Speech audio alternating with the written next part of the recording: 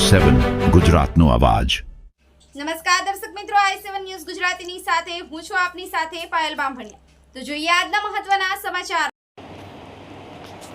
દારૂબંધીના મુદ્દે આમ આદમી પાર્ટી દાહોદ દ્વારા વિરોધ પ્રદર્શન। ગૃહમંત્રી હર્ષ સંઘવીના રાજીનામાની માંગ।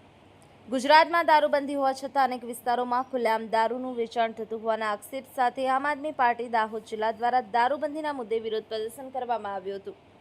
આ વિરોધ પ્રદર્શન દરમિયાન આપના કાર્યકરો દ્વારા ગુજરાતમાં દારૂના ગેરકાયદેસર વેચાણ અને તેની હેરાફેરી સામે સરકારને સવાલો કરવામાં આવ્યા હતા।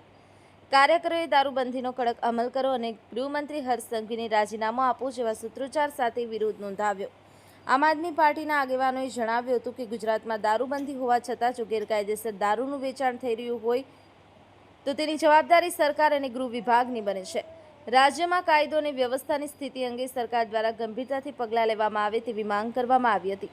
આપ દ્વારા માંગ કરવામાં આવી છે કે ગુજરાતમાં દારૂબંધીનો કડક અને અસરકારક અમલ કરવામાં આવે, ગેરકાયદેસર દારૂના વેપાર સામે કડક કાર્યવાહી કરવામાં આવે તથા ગૃહમંત્રી હર્ષ સંઘવી પોતાની જવાબદારી સ્વીકારી રાજીનામું આપે।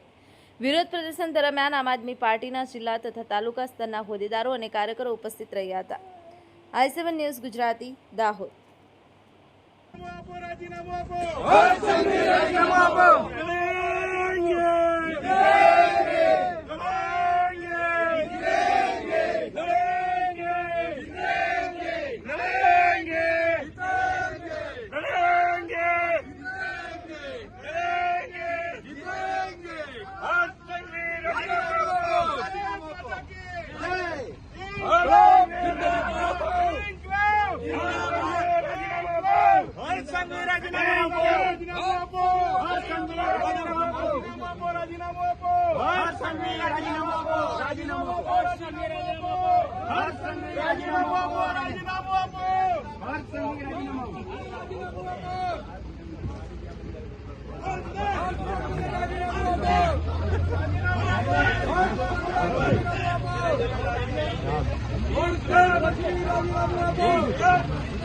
મારી સાહેબ કે સુભાષ સરકાર આપણે સુભાષ સરકાર રાજીનામું આપો, રાજીનામું આપો, રાજીનામું આપો, હર્ષ સંઘવી રાજીનામું આપો, રાજીનામું આપો, હર્ષ સંઘવી રાજીનામું આપો, જિંદાબાદ, ભારત માતા કી જય,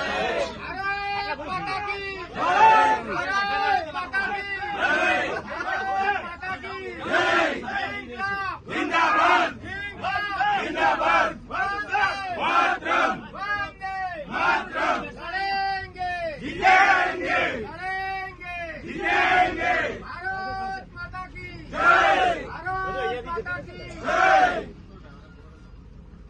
सुभाष सरकार राजीनामું આપો, રાજીનામું આપો, રાજીનામું આપો, રાજીનામું આપો, રાજીનામું આપો, રાજીનામું આપો, જિંદાબાદ, જિંદાબાદ, जिंदाबाद, भारत माता की जय, भारत माता की जय, भारत माता की जय।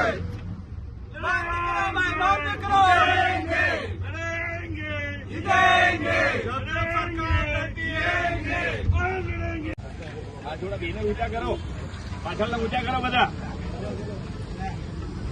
હર્ષ સંઘવીનું રાજીનામું આપવાનું છે, બીજું થોડું છે કે લેવાનું છે। ગુજરાત સરકારમાં અત્યારે ઠેર ઠેર ગામડામાં હોય કે સિટીમાં હોય દરેક જગ્યાએ દારૂ વેચાઈ રહ્યો છે ને એમાં મોટા મોટા બુટલેગરો છે એ દારૂ વેચી રહ્યા છે ને એમનો જે હપ્તો છે પોલીસવાળા ઉઘરાવી રહ્યા છે, સરકાર દ્વારા એમને લેવામાં આવ્યો છે। ત્યાં સરકાર દ્વારા એ ટકાવારી લેવામાં આવે છે। ગૃહમંત્રી હોય, મુખ્યમંત્રી હોય, આ ભાજપની સરકાર એમની પાસે ટકાવારી માંગે છે।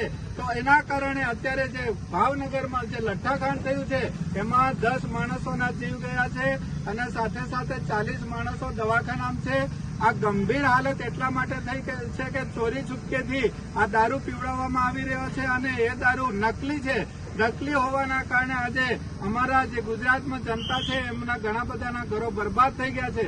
તો આ ભાજપ સરકારમાં બેઠેલા હર્ષ સંઘવીને અમે આ લીમડીથી એલાન કરીએ છીએ કે તેઓ રાજીનામું આપે। રાજીનામું નહીં આપે તો અમે દરેક સિટીમાં અને દરેક સરકારી કચેરી